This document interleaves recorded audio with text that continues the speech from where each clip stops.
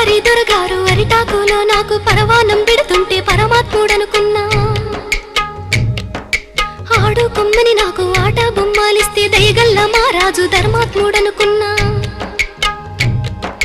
జాలితోటి నాకు జామ పండు ఇచ్చి తల మీద చేయి పెడితే తండ్రి లెక్కనుకున్నా. ఎండి గిన్నెల పాలు పోసి నాకిస్తుంటే దండి గుణము చూసి దండాలు పెట్టినా.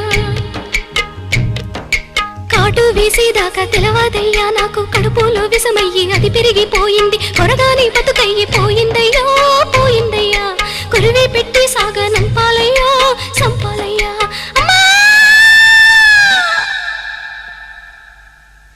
ఎన్నో పూసల నుంచి పొత్తి కడుపులోకి పలుగు వేసి పేగు పిగిలించుతున్నట్టు.